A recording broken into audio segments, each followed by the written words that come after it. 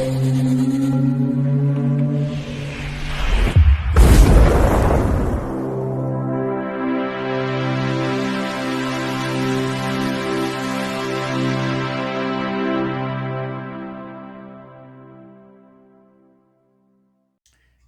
Bayek, it's me Ian, and in today's Hammer video, I am looking at Taste of Fear from 1961. Now, this is a very different Hammer film. It's not technicolor, it's not gothic, it's in black and white. It's got a very sort of film noir thriller vibe to it. Yes, this is really, it's an exciting film, actually. Really, I'm so impressed with it. It's only 82 minutes long, and it never outstays its welcome at all. You're totally engaged in it, totally engaged. Then we have got just the whole feel of the film. It's amazing, and we'll get into that. It's Rotten Tomatoes, it's 100%, but there's hardly any things to, critics to look at the thing.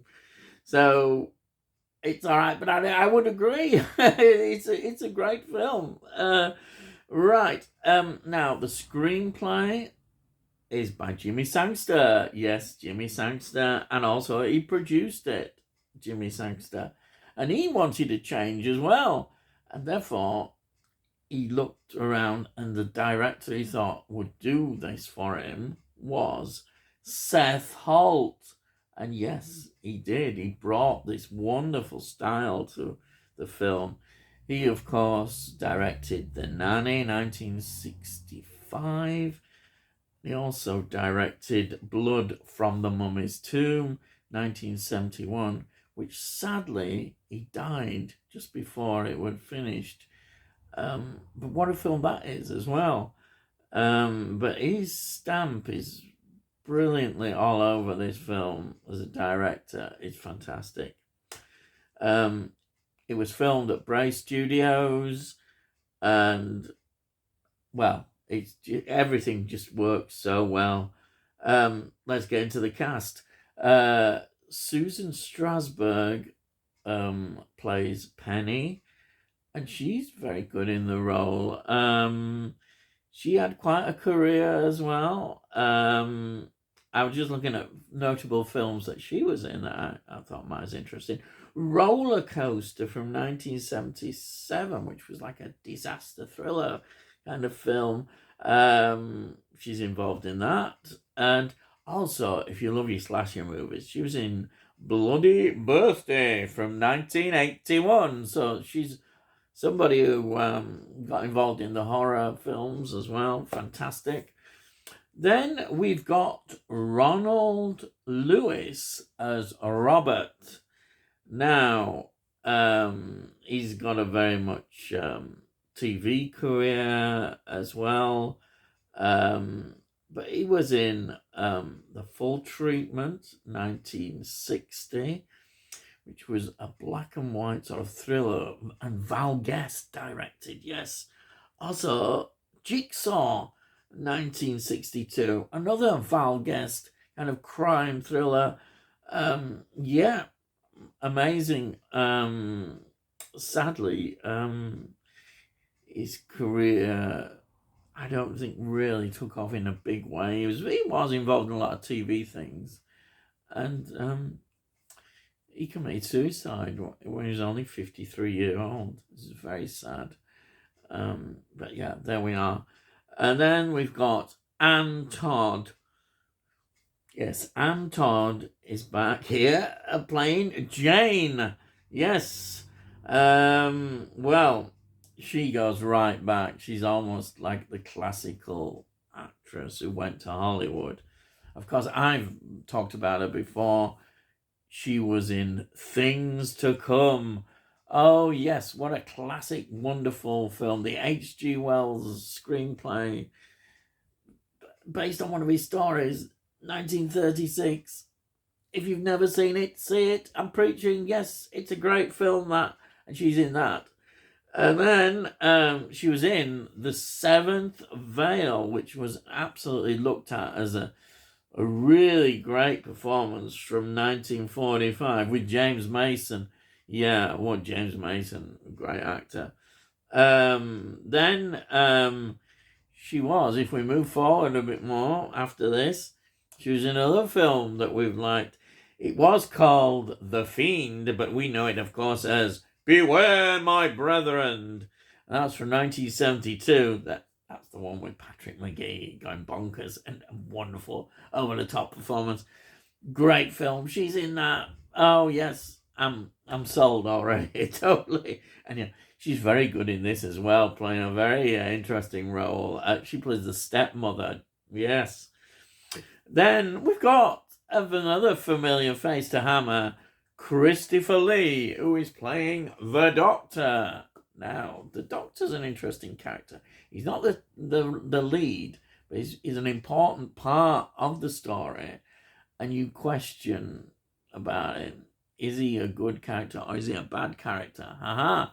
I'm not going to give anything away, but it's a great performance. And again, shows how good Christopher Lee was as an actor. Then I think it's just interesting to know another character actor who's in this is Leonard Sachs. He plays like a legal detective, solicitor character. And he, of course, has Doctor Who connections. Yes, he was in 2 episodes of Doctor Who and quite a way apart as well. He was in Massacre of St. Bartholomew's Eve, 1966. First Doctor, William Hartnell. Great story. And then we move forward to 1983 to a Peter Davison Fifth Doctor story, The Arc of Infinity. Yes, he was in that. But of course, people knew him in terms of his TV. He was one of the people, he was the person who everybody identified with a program called The Good Old Days, which is like a variety old acts going right back of how they were, artists of the time that go on. People were dressed in costumes as if it was like the Victorian sort of era. Fantastic it was for the time, though I'm not sure whether I, as a child, quite thought the same, but I do remember him there. And that, believe it or not, was one of the oldest programs the BBC had at the time. It ran from 1953 to 1985. What? Sorry, 1983. Yes, 1983. Yeah, anyhow, that's him. He's not in it much, but I just thought I'd point that out, usually because of Doctor Who connection. So, what is this film about? Well, it's interesting. We see the recovery of a body, and this is in Switzerland. This is right at the beginning. It just disappears and moves, and you're perhaps wondering, how was this all connected with the film? Aha, you see, you do find out. So, it's set in France, and Penny, who is confined to a wheelchair from an accident, has come to see her father, who she's not seen in 10 years. And so she's met by the chauffeur, and the chauffeur already starts to unsettle her by some of the things he's saying.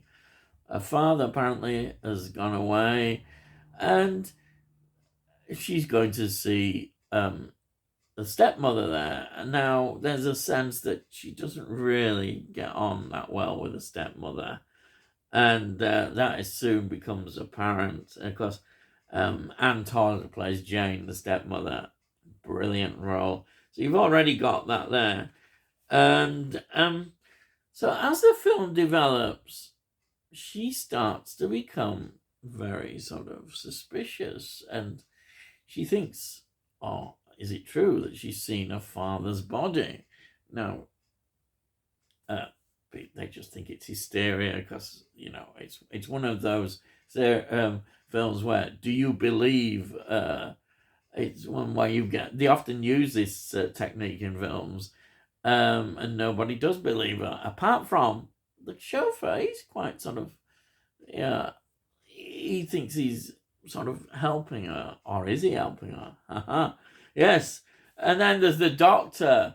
Is he a good character, or isn't he? Is he part of something not quite right about this? And this, as the film increasingly goes on, you get this feeling, yes, there is something very wrong. On which direction is this film going to go in? And that's the beauty of the film. You're not quite sure. You think you might know what's going on, but do you? See, I'm intriguing. And that's how wonderfully it unfolds to its conclusion, which I would nowhere ever spoil for anybody, because it is great. It's such a great conclusion to a film. So satisfying. This film, the whole style of the film, everything, the intrigue, just inside the confines of these sort of very large and sort of house. It's a very big house and sprawls and rooms, and everything about it is the lighting. As I say, it has this very sort of dark, mysterious feel to it, whereas the house becomes very much part of the film as well, which is almost getting back to a horror sort of theme. But yeah, it's all in there. And there's this pool as well. Yeah, that is interesting as well. It all adds up, and director knows exactly what he's doing here. Seth Holt really brings all this out, and I mean, the direction. It's almost European film noir. It really is, and it's interesting that the film did well in this country, and it also did well in Europe. I think Europe even identified. That's what makes it so sad when you think about Seth Holt. That, why didn't he do enough for these films? What happened? And it's very sad. You want more from him. You wish, but yeah, I suppose we have to enjoy what he did, and the contributions here are just amazing. And it's so important. Yeah, you couldn't do this film in the old Hammer way. You couldn't do it in a gothic, full technicolor style. No way. This story is a film noir thriller, without doubt. And it works so well. And I'm so pleased to have watched this film. And I totally recommend it. And I'm not going to give anything away about the story, but it's good, and it's another great example of Hammer doing such a good job, which they did. All the areas they did, and excellent. So let me just quickly show you. This is the Indicator 2021 release. And there's a really good documentary on here, and some great interviews and insights into the film. And there we have the disc.